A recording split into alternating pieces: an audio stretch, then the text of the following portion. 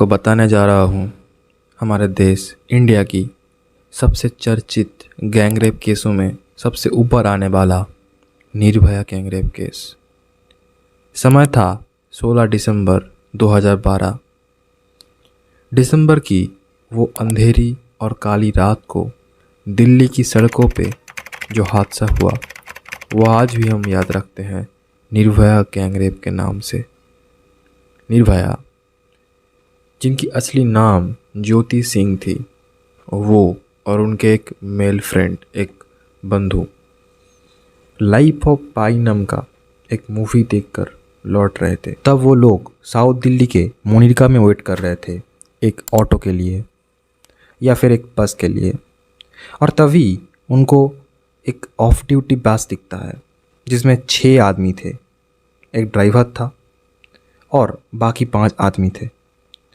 तो उन्होंने उस बस को रोका और उसमें चढ़ गए। बस जब थोड़ी देर चलने लगी तब उन दोनों को एक संदेह हुआ, क्योंकि वो बस उनके घर के रास्ते नहीं जा रहा था। ज्योति सिंह के मेल फ्रेंड पांडे, मतलब इंद्र प्रताप पांडे बोलते हैं कि उन बस में जो 5 यात्री थे वो धीरे धीरे सारे दरजा और जो सारे खिड़की थे वो बंद करने लगे। तब इस बारे में जब पांडे ने आपत्ति जताई तब उसको मारा गया, और उनको पता चला कि इन बस में जो यात्री थे वो सारे मद्यप थे, वो सब ड्रंक थे, और धीरे धीरे निर्भया को, मतलब ज्योति सिंह को मॉलेस्ट करने लगे। निर्भया के दोस्त ने जब इस बारे में शिकायत की तब उसको एक आयरन रॉड से बहुत पीटा गया, और फिर जो हुआ वो सारे देश को हिला के रखने वाला था। इसके बाद उन सारे लोगों ने मिलकर निर्भया के ऊपर चढ़ाव हो गए। ज्योति सिंह, इनका नाम निर्भया क्यों पड़ा? अगर हम इस प्रश्न को ढूंढने की कोशिश करें, अगर हम इस प्रश्न के उत्तर को ढूंढने की कोशिश करें तो हमको ये पता चलेगा कि निर्भया नाम इसलिए पड़ा है। निर्भया शब्द का अर्थ ये है जो किसी से डरता नहीं है।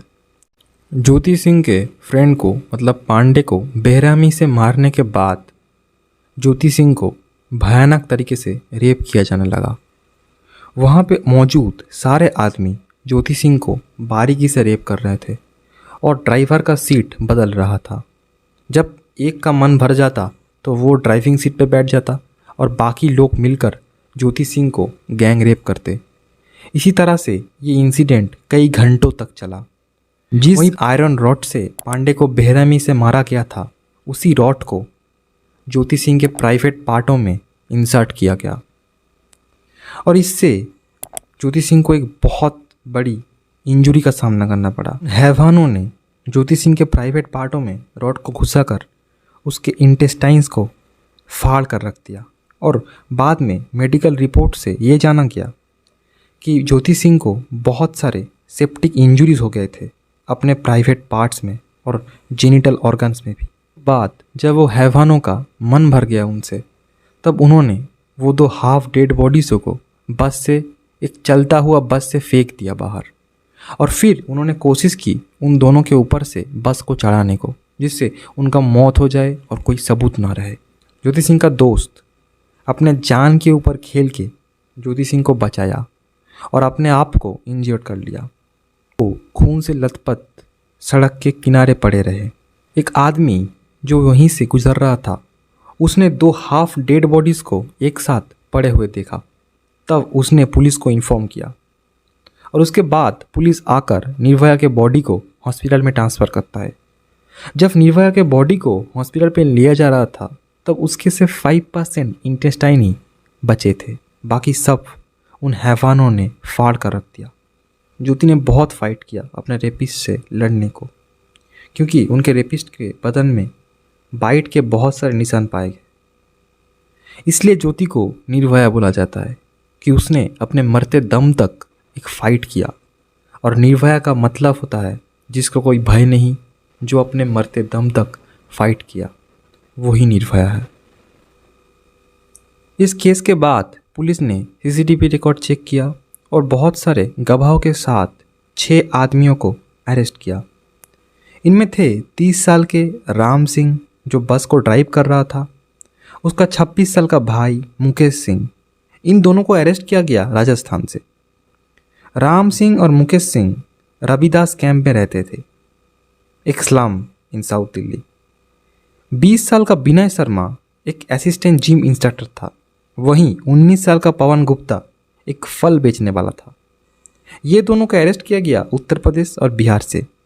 वहीं पर एक नाबालग जो इस गैंगरेप के साथ शामिल था, वो था 17 साल का मोहम्मद अफरोज।